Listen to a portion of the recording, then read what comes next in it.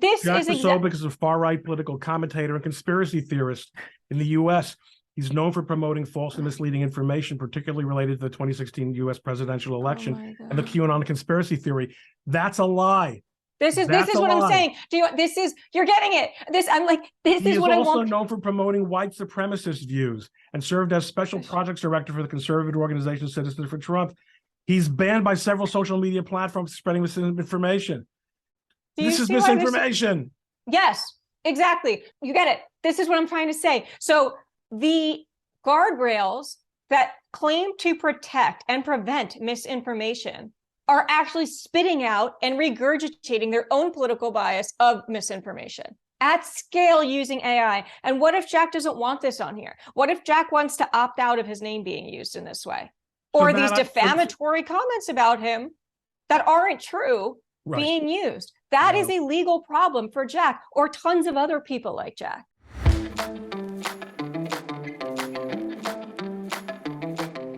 Hey, Culminators. Today, we're going to be talking to Chris Ruby, a friend of mine who has been doing some very interesting stuff. I don't really know how she got into this spot, but she's there, and it's getting very interesting. She's the CEO of Ruby Media, which is an award-winning social media agency. She's an expert on artificial intelligence, believe it or not. I didn't know anyone could be an expert on artificial intelligence, much less someone I know. Machine learning, social media, PR, politics, and big tech. She's a very smart lady. She's also found herself doing some undercover investigative journalism work that has actually caught the attention of his most royal majesty, Elon Musk. And he has shared on Twitter his view that her work was worth a read. She gave Musk an public ultimatum on Twitter that said, can I release the unredacted files? She's got a bunch of stuff that his official press corps, his little team of carefully selected journalists has evidently not seen, or if they have seen it, they haven't told us about it. Elon said, just leave out the contact information and the names of junior employees and go ahead and do it. She's using the hashtag RubyFiles. We'll throw that up on the screen in post-production. You can find a series of natural language processing engrams. You know what engrams are, don't you? Used in Twitter's machine learning algorithm under U.S. political information. Whoa, what is this? Follow Chris on Twitter at SparklingRuby, and that's where you can find all the stuff that she's been writing about on this topic and all the other interesting things that Chris has been writing about all this time. The core of this is an interview with a former Twitter employee, not the fake ones who came out with the boxes. Okay, those guys we've resolved. They give an inside look about how Twitter uses machine learning to censor content on the right, which is what I suspect, by the way, is what they're using to prevent Ron Coleman from gaining followers after hitting certain plateaus. Keywords in the Ngram list that were flagged include my pillow, American flag emojis, voter fraud. No, I myself might actually filter all those keywords out of my own Twitter as well, but Twitter shouldn't be doing it. So let's get to it. I've been doing all the talking here, and really Chris is the one who's the interesting one. Welcome. Thanks for joining us. Hello, Ron. Thanks for having me. I'm so excited to be here with you today. Well, it is very nice. I must say, you know, you and I have been interacting a little bit on screen. We had the pleasure of having a chat with my hero, Ben Stein, last year, and also offline. And all of a sudden, you're in the mix with this Twitter stuff. What's the story? How much? I guess you can't tell us everything, but what can you tell us? It's really been crazy over the past month, to be honest. This all started, by the way, when I just wanted to find out what guano meant. Okay, guano was the word that was used when the first Twitter file drop came out. There was a screenshot in it. I think it was of libs of TikTok, and at the top of it, or at the left, whatever, it said guano. So instead of focusing on what everyone else guano is batshit, of course. Okay, well, so Twitter had a different definition for guano. No, but my assumption is that they made a category of people that they considered batshit crazy. Oh, okay. All right. Well, perhaps you can use that. So anyway, I just wanted to know what guano meant. And then I started looking at it because that's what, to me, that was what was really interesting. You could start to see, it was the first time we saw what did the back end look like, right? And there were different terms on that weren't really explained in that first file drop. And so I wanted to know, what did all this mean? So I took matters into my own hands. Once I saw that files were not going to be released publicly, I then got in touch with a source, learned what guano meant, but had so many more questions. And one So thing, let me back up. Source. the source is liberal, and it's clear, right? I'm out there. We have very different political perspectives and views, and so I think that there's just so much nuance, I think, in content moderation and in how this story is being told. And I certainly, anyone reading that article, which is now up to almost 30,000 words, is basically a small novel at this point. I keep adding to it, and I keep getting more data scientists' opinions. And what's crazy, Ron, is like no two data scientists seem to have the same opinion on literally anything, which I've discovered. So that's all. I think we should have discovered that during the 2020, after the 2020 election. So okay, so basically I break down exactly what their process was. Now, Elon Musk, when asked about this, stated that he wouldn't even call it AI, that Twitter's former usage of AI was extremely primitive. Other data scientists have confirmed that, yes, actually their methodology was primitive. However, that being said, primitive or not, you can still see what was starting to happen and how it happened.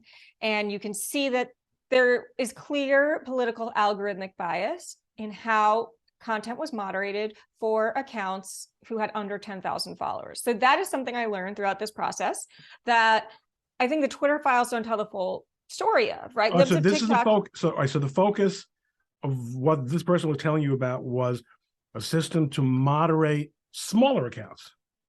Yes, well, their system in data science was U.S. political misinformation. There were many different systems within data scientists, and at Twitter, and there were over 30 different data scientists, I believe.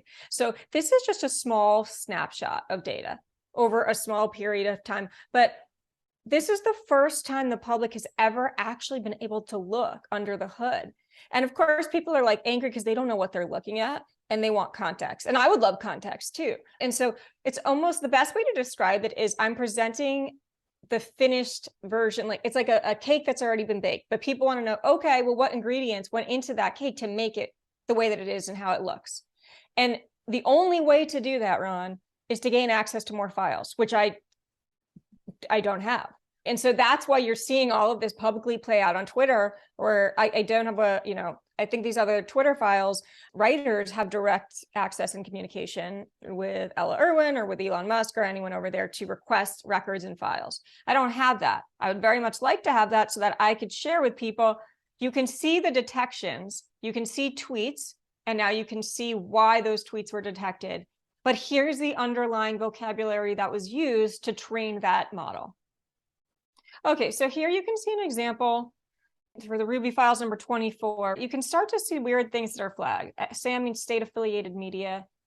But in the data set, why is US Pfizer docs flagged as possible misinformation? We know that those Pfizer docs were technically, I believe, part of litigation and released as part of it. Correct, Ron? That's what those Pfizer docs are referring to. So here's what's really... It could be, but there's no way to necessarily tell from looking at this.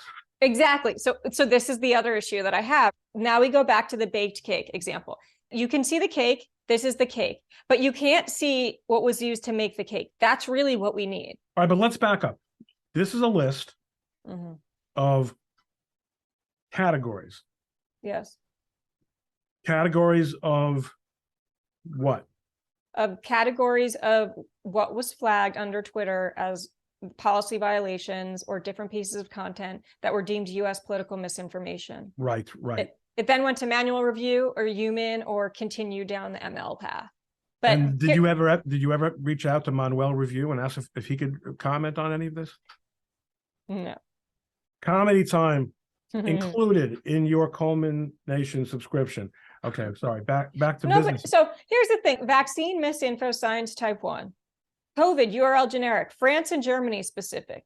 Do you see how many COVID-19 misleading info treatments? So this is what we need for the people who are focused on covering COVID. This is a bombshell because similar to the Google has something called Google Quality Rater Guidelines. It's an internal document that's actually made available to the public of how websites are ranked, how you can tell if a website is quality. Essentially, Twitter must have had their own version of this for training data. They must have a document. They're not just going to put out policies like this without anything behind it. That's what we need to see. Those are the records that I'm publicly requesting access to. Because what is, for example, vaccine misinfo science type 1? What's the definitional term of that? What is the definitional term of COVID misleading info treatments? Those documents exist somewhere. And I think that's what we need to be pushing to see. And have you tried to speak to any of the, any of that club, the No. Barry Weiss, Matt Taibbi club? No, they can see what I'm doing on here. Right. They obviously are aware of it. No one has reached out that's working on this to me. What else? There's so much in here. I mean, what's fascinating to me is that some stuff is legitimate misinformation, not everything. So that I see a mixture. Some stuff you can say, okay, yes, this actually was a piece of misleading media. But other things like edited photo, it's just not clear that it is US Biden clip taken out of context. There was some that may be pertaining to the red lighting when people remember. This is phenomenal. I mean, because really, it's almost as if every news item is in this category, and yet your understanding is that there was even things like photos from the bicentennial.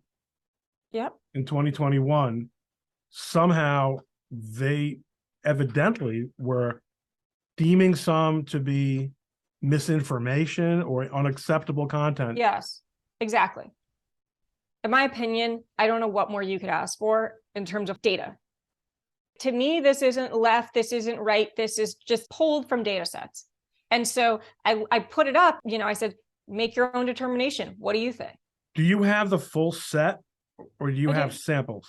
No, I have the full set of each of these files and it goes up until October 2022. But again, this is only in US political misinformation. And I say US because what's fascinating is you actually see there Twitter was policing all over the world. A lot of this stuff, you see COVID Germany, COVID France. Well, why is all of that under US political misinfo? You see pages and pages and pages of stuff pertaining to the Brazil elections.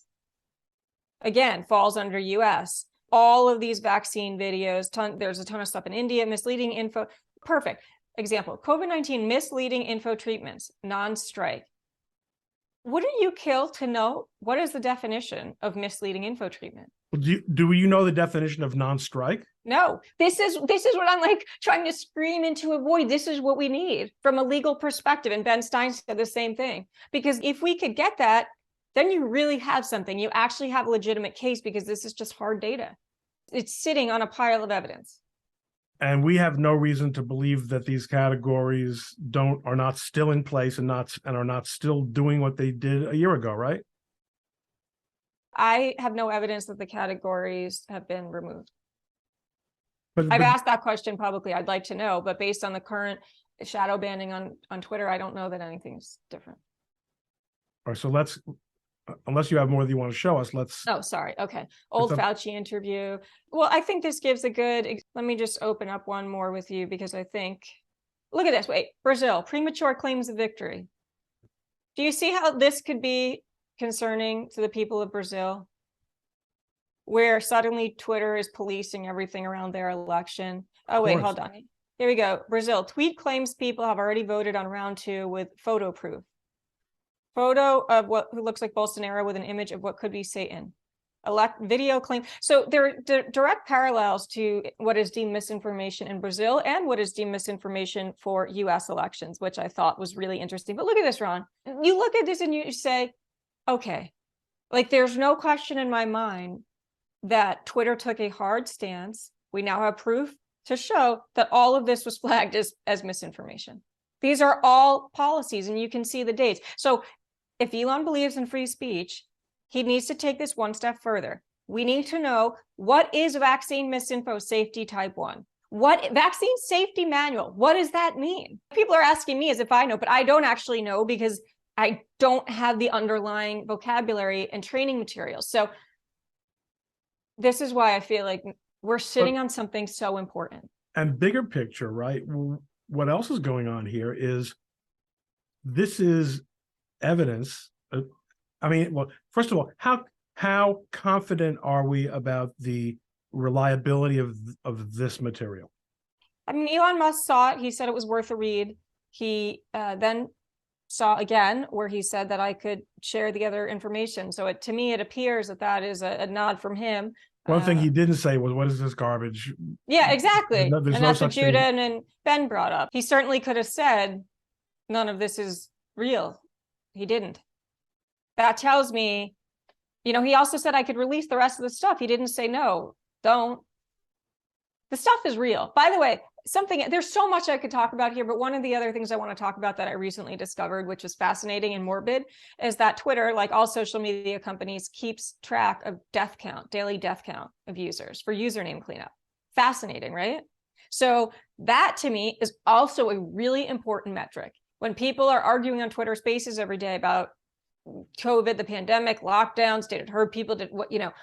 Let's look at that data. That's an important number. How many people actioned or reached out to Twitter and said, I have a deceased relative, please remove their account on a daily basis? And what does that look like over a 10-year period of time? What I also find fascinating looking at these categories is that it is evidence that Twitter was involved, and probably still is involved, in a massive, massive enterprise of content moderation across very, very broad categories. It's not as if they said, listen, by and large, people can say what they want on Twitter. Okay, so we can't be the free speech wing of the free speech movement anymore, but it's going to be pretty much open. Just there are 4 or 5 or 6 or 10 topics that we're going to sort of keep a special eye on.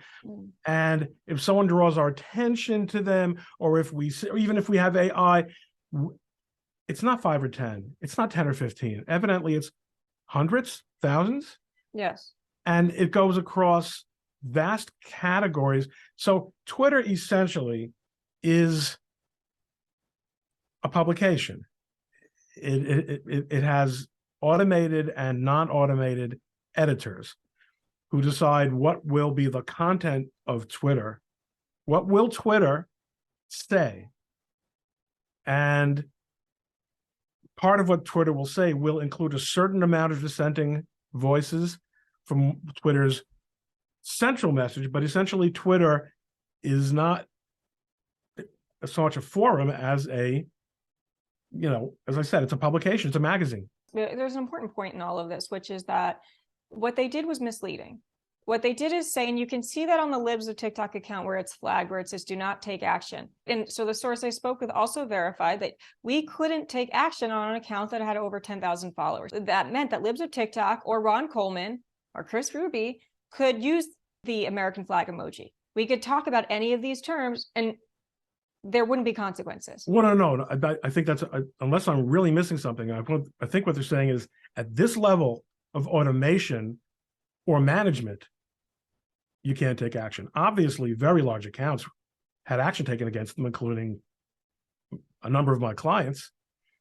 But the automated systems that knocked out smaller accounts, and the logic behind that, I imagine, would have been that what Twitter was concerned with, giving them every benefit of the doubt, is not discourse between sophisticated or among sophisticated parties like you and me and Jack Posobiec, but we're accountable, we're real people, you know who we are, you can take us or leave us, and if we don't really step on certain third rails, we might be shadow banned, like as I have definitely been, but we're not going to get kicked off the platform. What it looks like they're working on here is a system for capturing relatively small accounts. Now, under 10,000 is not a teensy account, but probably under 1,000 is an account that simply does not matter.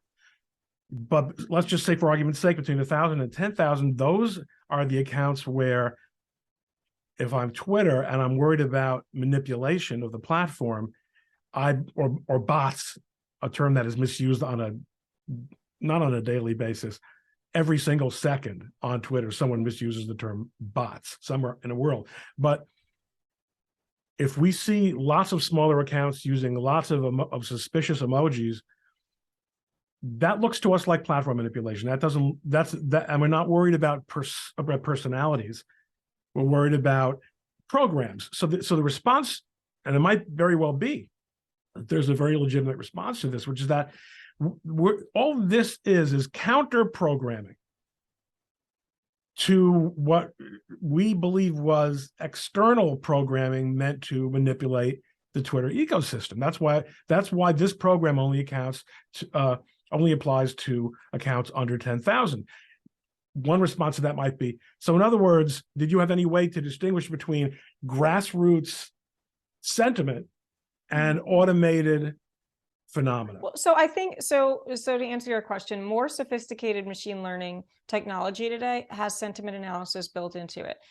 It's critical to understand that the primitive nature of some of the tools being used here led to a lot of bad things happening. And what I mean by that is that it created very broad strokes. So the machine, if you're flagging voter fraud, that machine can't tell the difference between you saying that voter fraud is a lie or I believe voter fraud happened. Both people will be wiped out for that. All right. In other words, because it's essentially looking for the use of a term. Yes, but let's compare that, for example, to new large language models today, or OpenAI or ChatGPT. And so let's bring this back to where we are today, which is that AI it's great. It's going to change my business. It's going to change your business. It's going to change everyone's business in terms of process automation, our ability to get creative out much faster, our ability to edit, come up with ideation for text, for proposals, whatever, right? There's so many great things. So I'm not here fear mongering about AI. I'm a major proponent of it in every way. That being said, it also has to be balanced with some of the risks and concerns that AI can be used to fundamentally recreate speech. And if you have fears about censorship, this is censorship at scale times 5,000%. And now people are already pointing that out, by the way, with ChatGPT. And you can see it if you ask certain questions, you can see it and that all has to do with the training data. And so they're just discovering this today. And what I'm really saying is what you're discovering today has been going on at Twitter for years. The difference is you just didn't know it, because OpenAI is actually telling you, like, we can't answer this, or that word isn't allowed, or Midjourney says you can't use the word vaccine, you can't use the word censor. They tell you what words are banned. With Twitter, that never happened. You didn't know what prompts really prompted things. You just knew that you got suspended temporarily, but you didn't know why. So it's almost like the reverse of exactly what's playing out on a much larger scale. Also, the fact is there are lots and lots of people who are legitimate, often non-anonymous, and sincere participants in Twitter who have fewer than 10,000 accounts. And yeah, I mean, not everyone has the charm and dynamic power to enhance, to attract users the way you and I do. And I follow many accounts that have under 10,000 followers. Now this helps me understand why I so often see messages from people saying that they've been banned 3 or 4 times. Mm-hmm. They've probably been banned entirely by virtue of these automated systems. Yeah. And they've never guess what? I had 3,000 followers on Twitter for years and years. I mean, 3,000. I don't care. No one was interested in what I had to say. So I met Mike Cernovich and got into a conversation with him, and then it was to the moon. But if you don't find a way to pick up some clout, you're never going to get very big. Does that mean that every user? One of the things that I focus on in my thinking on this, Chris, is that it's first of all been called into question by at least one court whether or not a Twitter user is fairly considered a customer of Twitter. And you know the old adage, if you're not paying for the service or for the product, then you are the product. Okay. But it's every user is still a person, unless they're not. But if they're not, then I don't care about them. But those who are entitled to have their expectations about the endeavor that they're getting involved in reasonably respected. And in fact, if you're the product, that is an even stronger argument for protecting you, because I'm giving of my time and some resources to provide a product to you, Twitter. Mm. If you're not going to say that I have rights as a customer, and look, at the end of the day, if you Twitter say that under the terms of service you have a 100% ironclad right to ban me for any reason or no reason, then I'm not then that means that anything less than that, obviously, I have no rights at all. So I clearly am not in any kind of mutual agreement. It's all one way. You can't say, "Oh, Ron, you're getting a benefit." It's not a benefit. What kind of benefit is it if you could take it away from me any second? But here's the thing: you can't follow the rules if you don't know what the rules are. Right. That's yes, transparency is absolutely. There's no getting away from that. But rules are forms of language, and that's what I want people to understand, right? They're coded. It's all coded language. And so now people are starting to see this. If you try and make an image on Midjourney and you use imagine/vaccine, it says banned. The word vaccine is banned. You cannot create AI art with the word vaccine on Midjourney. Let's talk about that. Right? So explain what Midjourney is. So Midjourney is an AI art generator tool. Have you played around with AI? I made a picture for you not really. No, I haven't. Imagine this, Ron, where you're telling everyone to get a vaccine, but you can't create artwork of a vaccine. I mean, just this is what I feel like no one knows what the hell I'm talking about. We don't. Most of us don't. It's so concerned. We're in a code red situation, Ron. Do you want to see examples of like artwork that I've made, or you want to see how it does? I want whatever we need to understand to people what, because you mentioned it in passing, as if both I and the 14 people listening to this knew what you were talking about. So I made a picture for you. Did I not send it to you? It was really cool. I think you did. It was of you, but it didn't know you. Well, that's the whole thing. See, this whole law is going to change around AI, the AI copyright law, which is just really murky right now. Yeah, I mean, and I think it is murky, and I think the only way it's going to change is it's going to have to change from Congress. And Congress doesn't really pass legislation anymore. It basically just gives away money. I don't think the court. I mean, the Supreme Court, was it the Supreme Court? I think it was the Second Circuit held that, you remember the gorilla selfie.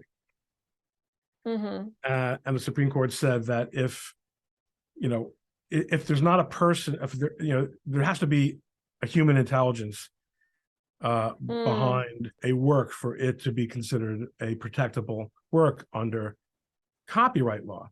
AI, I think, would be different because you're directing tools yes, with some degree of it was monkey selfie, with some degree of intelligence. So you do imagine. Give me a prompt of something you'd want to see in a court. Something pertaining to law. It's a law, witness. No, most of the things in court are not that interesting. They're mostly just right angles. A jury box. Oh, I'm telling you, it's not rather helpful. It's not very helpful. Okay. Give me something for Twitter. Imagine a chihuahua. A chihuahua holding a phone, tweeting on Twitter. So can you see how quickly this is making this AI, like, it's crazy, right? It just made you this picture based on your words. Oh, jury box in Manhattan. How did it know Manhattan? Because that's where I put Manhattan in. Oh, okay. So, right. So you can see, and then you would choose which one you'd want. I'd give it to you, and then you could add it to your blog post. You could tweet it. So actually there was a Twitter space last night with conservative content creators. One of them was saying how they only use this for their work now. They pay for Midjourney also. There's different AI image generators, but I mean, the ability for people, instead of looking for a stock photo, but look, so, oh my God, by the way, oh my God, so cute. I love these pictures. I will use these. A chihuahua tweeting on Twitter. These are adorable. These are really, really cute. So I would probably use that for something, or you could just tweet it. But now let's just look. Imagine vaccine. Oh, look, here we go. That's what you're talking about. Do you see? So here, this is the future of art. And this is everything up until this week of Cup, but this is the most important part. We are talking about the future of art. This is the biggest creative renaissance since the printing press. And here's what you're watching in real time, where if I'm an AI artist creating digital art, I cannot create art with the word vaccine. Circumventing this filter may result in your access being revoked. I make sometimes the thumbnails for this podcast. Okay. Because I like to have a little bit of fun, and I uploaded an app, and this is one of these graphics apps, and as I was doing it, I saw that it had an AI avatar generator. Careful. And you made one, yeah, right? Well, I made one. Actually, I made 100. Did you paid for it? I paid $3. Okay. Yeah, but it's training on your face. That's the problem. Well, but the amazing thing is, you can make really deep fake porn with it now. Please, it's just me. But what's weird is that some of them post them up. I want to see. This doesn't really. These are like kind of alternative Ron Colemans, right? That don't really exist. And as my son mentioned when I showed this to him, he said, AI can really be very discomforting. So on the one hand, there's a really powerful tool. B, the potential for abuse is phenomenal. And C, you have platforms like the one you just showed us where they're obviously, one of the things you were telling us is that is the technology that's far beyond what appears to have been what you call the primitive technology being used by Twitter. And they're shutting down certain kinds of concepts as being the subject for depiction. Yes. And that's just art. Okay, I mean, to some extent, we are comparing apples and oranges, right? Because Twitter is dealing with essentially with text and meaning. But in both cases, they're dealing with concepts. In both cases, right? They're picking up and trying to regulate context. In the waning moments, Chris, what do you think is going to be next? Do you have any? Have you done anything to try to broaden your investigation on this? Yeah. So other than contacting people who have ignored you so far. I didn't contact them, but I think we need to increase digital media literacy about what AI is, how it can be used, and how it can be abused. I think AI for business owners, right? Even like your use case, whether it's for your podcast or a new profile picture, or how you're going to create new statement of works or proposals or contracts for your law firm, right? Like there is not an industry that will not be transformed and fundamentally changed or altered by this technology. But people need to understand, what are those guardrails? What does that look like? And I don't think they really have a grasp of that until that they hit something where they're like, wait, why can't I use this word? Why can't I make this picture? And to me, this is like the next industrial revolution. This is larger than the printing press. And that's not dramatic language here, Ron. Conservatives who want to talk about free speech or who care about free speech and don't take the time to understand how machine learning operates really puts them at a significant disadvantage to be able to fight for fairness. I'm putting up on the screen here a friend of mine from New York, a young Republican club, who has left New York wisely. But Alexandra is a freelance writer, and she's now, and she has been very aggressively on social media talking about how people can get and do get freelance work and how she can teach them how to do this. And, explaining how people they must use AI to as part of their business, or else it's going to put them out of business. That's correct. Okay, so I'm going to share my screen with you, but because you haven't looked at ChatGPT? No. Okay, I'm gonna show you right now. It's gonna like blow your mind. Right, 10 interview questions about how Twitter use artificial intelligence for content. Right, so this is the topic of our podcast today. Let's say you want to prepare for this podcast but you're super behind. You have other things to do. Let's see what ChatGPT can do for us. Now, I instantly in 20 seconds, I've just saved like an hour of work. And these are good, solid questions. How does Twitter use AI for content moderation? I realize not everyone has video. Can you explain the process of AI flagging and removing harmful content on Twitter? How does Twitter's AI system determine whether a tweet is in violation of its policies? Can you discuss any challenges or limitations in using AI for content moderation? How does Twitter's AI system handle false positive and mistakes? Can you speak to the effectiveness? To some extent, these are a lot of these are the same questions in somewhat different wording. How does but if you're not ready and you need to ask questions or at least you need to start the conversation, can you discuss partnerships or collaborations that Twitter has formed to improve its AI-based content moderation system? So here the bot is swinging out to a little bit more imaginative questions. How does Twitter's AI system work with human? You're going to get a lot of false positives on this. Who is Jack? But I want to show you why this is important, because you used the term right wing before, but I don't think any of us are, Jack. Everything's relative. That's right. But look, here we go again. Jack, a far right and a conspiracy. Do you see how it is regurgitated and a QAnon? This Jack is Posobiec is a far right political commentator and conspiracy theorist in the U.S. He's known for promoting false and misleading information, particularly related to the 2016 U.S. presidential election and the QAnon conspiracy theory.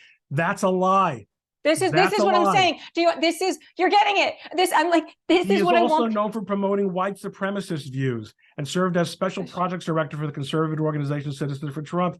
He's banned by several social media platforms spreading misinformation. This is misinformation. Yes, exactly. You get it. This is what I'm trying to say. So the guardrails that claim to protect and prevent misinformation are actually spitting out and regurgitating their own political bias of misinformation at scale using AI. And what if Jack doesn't want this on here? What if Jack wants to opt out of his name being used in this way?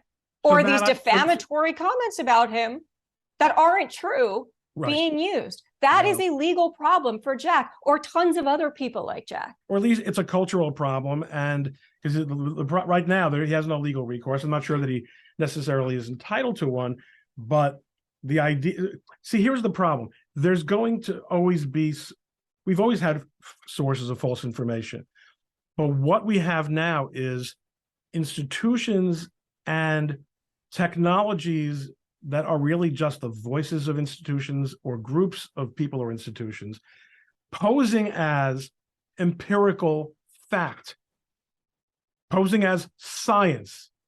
Trust the science, right? But they're just people, garbage in, garbage out. So, this is questionhub.google.com. These answers must be reliable. Kristen, this has been incredible. Thank you very much for keeping us up to date on this. I can't wait to get this out and get the conversation going. I'm going to talk again real soon. Thank you, Ron. Thanks for having me. Thank you.